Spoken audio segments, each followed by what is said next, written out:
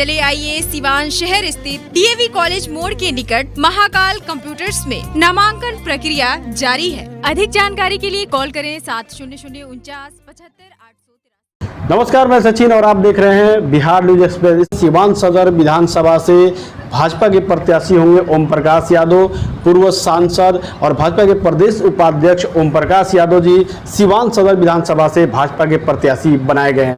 पहले तो Bihar news express के दर्शकों को और आप सबों के उज्जवल भविष्य की कामना, अपने की कुशलता और सफलता की शुभकामना।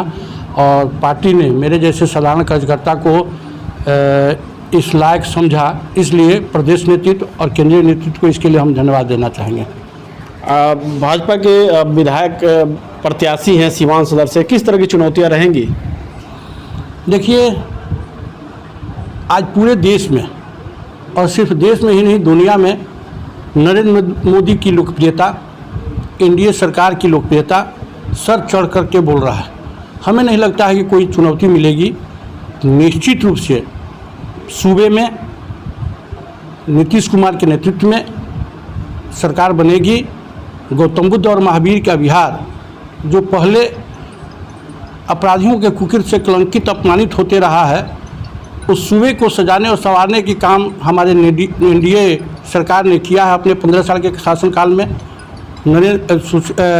नीतीश कुमार जी और सुशील मोदी जी, तो हमें लगता है कि इस बार दूसरे चुनाव की अपेक्षा एनडीए 2/3 बहुमत से जीत करके लोग जाएंगे और फिर सरकार बनाएंगे।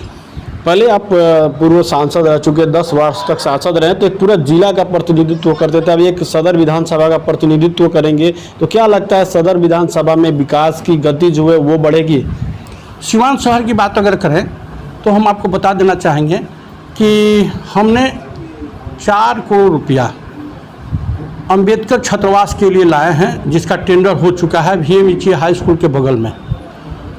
अपने सांसद विकास मद से 25 लाख रुपया अंबेडकर लाइब्रेरी, जो संग्रहालय के सामने बनकर तैयार है, और इस तरह के अनेक योजनाएं हमने अपने संसदीय कार्यकाल में हमने सिवान की जनता को उपलब्ध कराई है। और इस चुनाव में एनडीए सरकार की उपलब्धि और अपने किए कामों के आधार पर हम लोग मतदाताओं के बीच जाएंगे।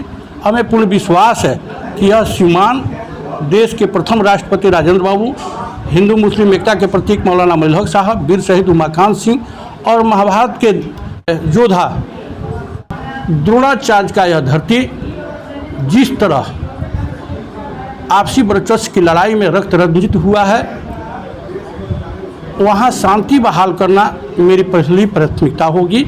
इसलिए कि जहाँ शांति है, जहाँ सौहार्द है, जहाँ प्रेम भाईचारा है, वहीं विकास की बात की जा सकती है। जहाँ अशांति है, वहाँ विकास की बात करना बेईमानी होगी।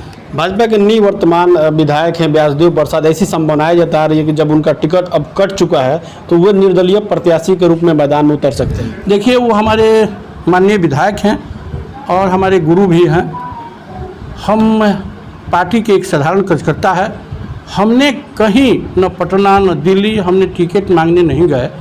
पार्टी हमको लोकसभा के टिकट से वंचित किया। हम पार्टी में रह करके पार्टी के लिए काम किए। पार्टी ने हमको प्रदेश उपाध्यक्ष बनाया। पार्टी ने अगर हमें सिंबल दिया, तो हम आग्रह करना चाहेंगे अपने माननीय विधायक जी से कि निश्चित रूप से ससम्मान पार्टी उनको कहीं ना कहीं एडजस्ट करेगी। हम सब मिल करके फिर सिवान में कमल को मुरझाने न दें, कमल खिलाने का काम जिस तरह हमारे कार्यकर्ताओं ने किया है, उस परंपरा को हम सब मिल करके आगे बढ़ावें। भाजपा विधानसभा के सदर विधानसभा के प्रत्याशी हैं, लेकिन प्रत्याशी के दौर में राहुल तिवारी थे, अनुराधा गुप्ता थी, बबलू शाह थे, तो अब इन लोगों को एकजुट किया जाएगा क्योंकि आपको प्रत्याशी घोषित किया जा चुका है। देखिए, भारतीय जनता पार्टी का एक एक कार्यकर्ता पद और प्रतिष्ठा के फेरे में नहीं पड़ते, उसके चक्कर में नहीं रहते। उनके लिए राष्ट्र सर्वोपरि होता है। वो समर्पित होकर के निस्वार्थ भाव से पार्टी का काम तो करते ही हैं, राष्ट्र उनके लिए सर्वोपरि है, भारत माता उनके लिए सर्वोपरि है। सारे लोग जो प्रत्याशी के दौर में थे। हमारी उनके उज्जवल भविष्य की शुभकामना है और उन लोगों ने बिना भेदभाव, बिना मान मनोबल सब लोग कमल और नरेंद्र मोदी, सुशील मोदी, नीतीश कुमार को पुनः मुख्यमंत्री बनाने के लिए लोग काम करना प्रारंभ कर देंगे। महागठबंधन के संभावित उम्मीदवार अवध बिहारी चौधरी जी हैं, जो पूर्व मंत्री भी हैं, किस तरह की लड़ाई देखने को मिलेगी आप लोगों को? महागठबंधन के दौर में सीमान में क्या गुजरा है, सीमानवासी अगर उसकी परिकल्पना करते हैं तो रोए खड़े हो जाते हैं। यह वही सीमान है जहां हिंसा प्रतिहिंसा के दौर में ताहिरा, मुजहिदापुर, कोईगांव, जगदीशपुर 4 नरसंहार हुए। तो हमें नहीं लगता है कि महागठबंधन का कोई भी उम्मीदवार इस चुनाव में टिक पाएगा। सिवान सदर विधानसभा के प्रत्याशी ओम प्रकाश यादव जी का नॉमिनेशन कब किया जाएगा?